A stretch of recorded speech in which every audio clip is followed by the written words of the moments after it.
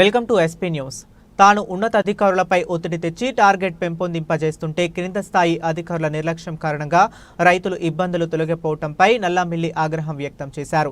ఇటీవలే పౌర సరఫరాల శాఖ మంత్రి మరియు కలెక్టర్లతో జరిగిన మీటింగులో ధాన్యం కొనుగోలు అంశంలో లోపాలపై తీవ్ర స్థాయిలో విరుచుకుపడిన ఎమ్మెల్యే నల్లామిల్లి ఉన్నతాధికారులను ఒప్పించి అనపర్తి నియోజకవర్గంలో ధాన్యం సక్రమంగా కొనేలా ఏర్పాటు చేయించారు.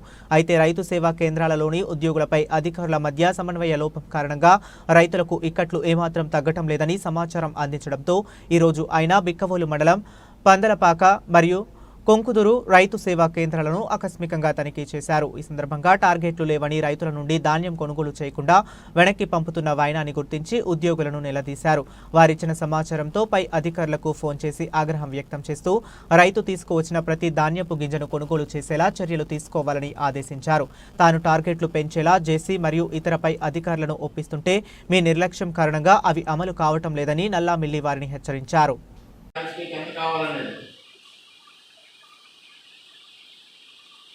నేను డిఎం గారి దగ్గర చూశాను మొబైల్లో. ఈ ఉట్టి బ్లాంక్ షీట్ పెట్టారు. ఏఆర్ఎస్కి ఎంత కావాలనేది మీరు ఎక్కడ పెట్టలే. ఏముందండి తర్వాత జాయింట్ కలెక్టర్ గారు ఒక అరగంట పెట్టారు. నాకు ఏంటి ఇంత పరిశుద్ధి చేయాలా? మీకు బాధ్యత లేదా? మీకు నిన్న సాయంత్రం చేసి వచ్చి ఇంత చేస్తే మీరు ఎవరు అప్డేట్ చేయరు. ఎవరికి బాధ్యత లేదు. ఈ ప్రాంతంలో రైతు పరిస్థితి ఏంటి? వస్తారు, మీరు లేదంటే వెంటనే రైతులకు వెళ్ళిపోతారు. ఆ పరిస్థితిలో ఉన్నప్పుడు మీరు ఎంత ఉండాలి? నాకు మరలా కంప్లైంట్ వచ్చిందంటే నేను కలెక్టర్ రిపోర్ట్ చేస్తాను మీ అందరి మీద. నాకు మరలా కంప్లైంట్ రావడానికి లేదు. 2 గంటల నుంచి ఉన్నాడు. 2 గంటల నుంచి దీని ఉంటే మీరు ఇక్కడ వచ్చిన పంపేస్తారు అంతే.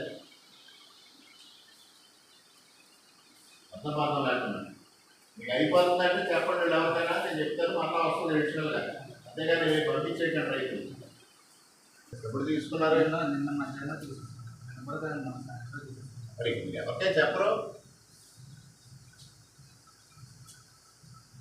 ఈ రైతులను బోల కూర్చొచ్చింది 3 గంటలు పొడబెట్టి టార్గెట్ పొడబెట్టి మన ఉందండి. తగ్గిపోయిన సార్ అంటారు 50 రూపాయలు పోతుంది కదా వర్షం.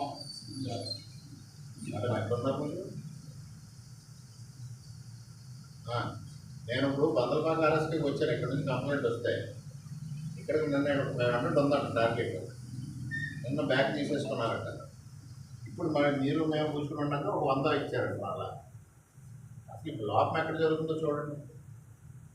ఇప్పుడు 100 అంటే ఎంతసేపు వస్తుందండి? ఒక 10 బళ్ళు వస్తే అయిపోతుంది. 2 గంటలు అయిపోతుంది. అయిపోయిన తర్వాత మళ్ళీ వీళ్ళు లేదని చెప్తే మళ్ళీ రైతుల్లో సేమ్ సిచ్యువేషన్. ఒకసారి మీరు దీనికి అబ్జర్వ్ చేయండి.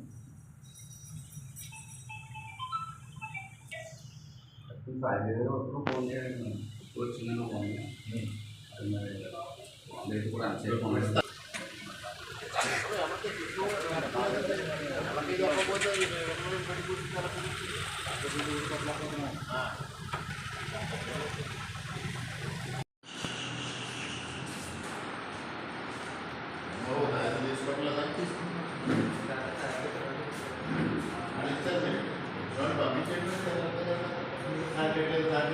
నాకు కంప్లైంట్ వచ్చింది. గంట క్రితం వచ్చింది కదా టార్గెట్. వచ్చిన ఎంత కావాలి మీకు? ఎంత ఇచ్చారు? 100 ఇస్తే 100 పూర్తావడం అంటే మీరు 100 ఇస్తారు కదా. రైతులు ఏదో కనిపిస్తుంది. ఏమో అలా ఉన్నాడు. నేను అన్నీ జాయింట్ కలెక్టర్ వచ్చి ఇచ్చాడు. మీరు ఎవరు దానికి రెస్పాండ్ అవ్వగలరా? ఎవరు చేయండి.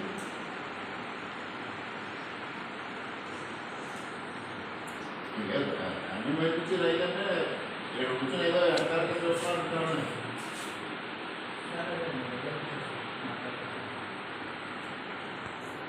అంటే ఎక్కడ ఉన్నారు? మీటింగ్లో ఉన్నాడు. మీ పరిపాలన మీటింగ్ తప్పించి వీళ్ళు ఎవరైనా ఎక్స్పెక్ట్ చేయట్లా. మీరు యాభై వెళ్ళాలి. ఈ 10 రోజుల నుంచి దాని మొదలైన ఎక్కడైనా ఫీల్డ్ చేసేది. ఎక్కడికి ఆర్బీకే పోయింది, మీకు తగ్గించలేదు, ఆర్ఎస్కే ఆ పరిస్థితిలో ఉన్నారు మీరు. 10-11 మాసాలు అయినా కూడా మీకు ఆర్ఎస్కోను ఆర్బీకేను తెలియని పరిస్థితిలో ఉన్నారు మీరంతా. అందుకోసమే మీరు ఇంకా ఆకాశంతో అలా ఉండిపోయి. ఇప్పుడు పందపాటి నుంచి కంప్లైంట్ వచ్చింది. ఇప్పుడు ఏడైతే మీ వాడైతే ఎలా ఉందంటే నెగ్లిజెన్స్ అంతే. 10 నిమిషాలు ఏంటంటే నేను 2 గంటల నుంచి ఈ కార్యక్రమంలో ఉన్నాను, ఇది కూడా ఉన్నారు. మీ డిఎం గారు వచ్చారు, డిఎం గారు అక్కడ కూర్చుండగానే మీ అందరికి వచ్చింది. అది వచ్చి దగ్గర గంట వల్ల అయింది.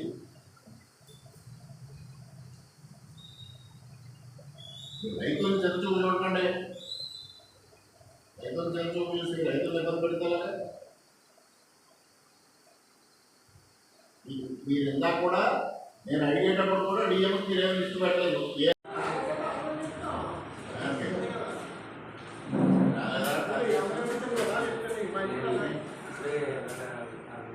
అరగంట మరి ఎంత వచ్చింది? 400. మీకు 400 ఇచ్చి అక్కడికి 100 అయినకి ఇచ్చారు 100 రూపాయలు.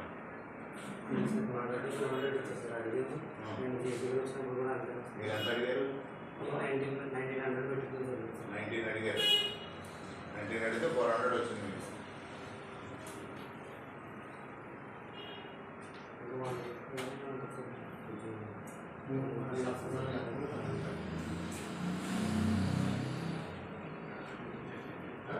మొత్తం మీరు నోట్లు ఫోన్ చేసి రిక్వైర్మెంట్ అంతా తెలుసుకోండి. రిక్వైర్మెంట్ అంతా తెలుసుకుంటే అంతే ఏమన్నా ముందే 10,000 ఇస్తారు. 10,000 వచ్చు మొత్తం. ఇప్పుడు అక్కడ 100 ఇచ్చారు, ఇక్కడ 400. 400 ఎంతసేపు వద్దండి? రేపు వెల్లూరు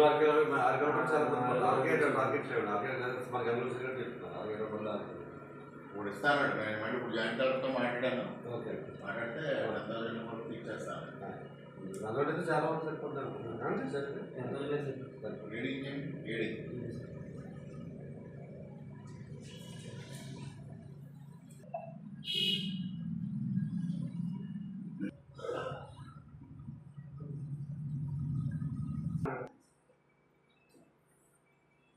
ఎక్కడ మీరు డిఎం గారు తరమానా?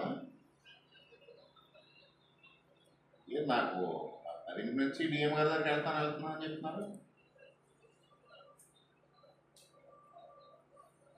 వెళ్ళండి, నేను జేసీతో మాట్లాడాను, 10,000 ఇవ్వమని చెప్పాను. మీరు నిన్న సరిగా ఇవ్వలేదండి, నాకు ఏఆర్ఎస్కి ఎంత కావాలని ఇవ్వలేదు అంటాడు. మీ ఏడీ గారు అక్కడే జేసీ మీటింగ్లో ఉన్నట్టున్నాడు కదా.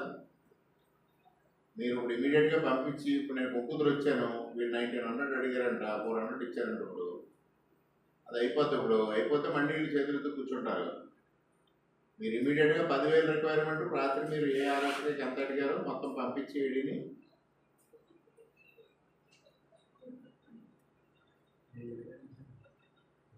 అది పంపించి నాకు చెప్పండి. నేను మళ్ళీ జేసీతో మాట్లాడి అది మొత్తం తీసుకుంటాను. నిన్నది విత్డ్రా చేశారా అన్నాను. నిన్న టార్గెట్స్ ఏమైనా విత్డ్రా చేశారా? కాదు నిన్నటికి ఆల్రెడీ ఎగ్జిస్టింగ్ ఉన్నదాన్ని ఏమన్నా విత్డ్రా చేశారా? మరి 11 నన్ను 500 ఉంది మా దగ్గర, విత్డ్రా చేసి మళ్ళీ సాయంత్రం అందించారంటారండి. మొన్న అన్ని విత్డ్రా చేశారంట కదా.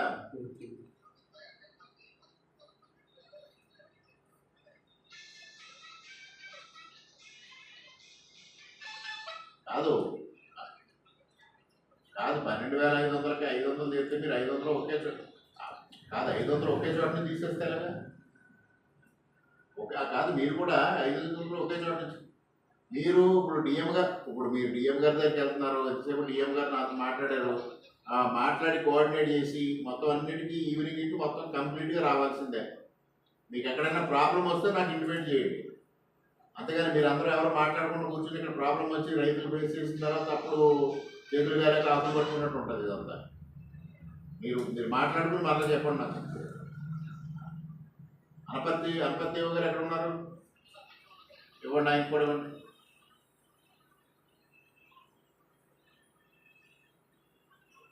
Good afternoon. ఏం జరుగుతుంది? కాదు, మేము ఎంత డిఎం గారు మాట్లాడారు, నా దగ్గరికి వచ్చారు, మాట్లాడాము.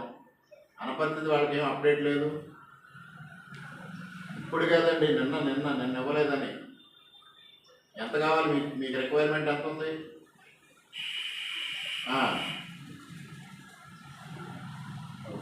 ఏఆర్ఎస్కి ఎంత ఇచ్చారా? అట్లాగే అది ఇది కలిసి 15,000 టోటల్గా, మెకోలు అనపర్తి కలిసి. అలాగే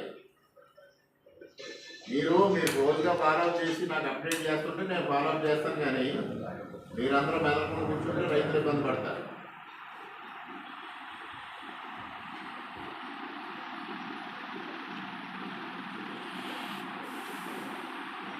అలాగే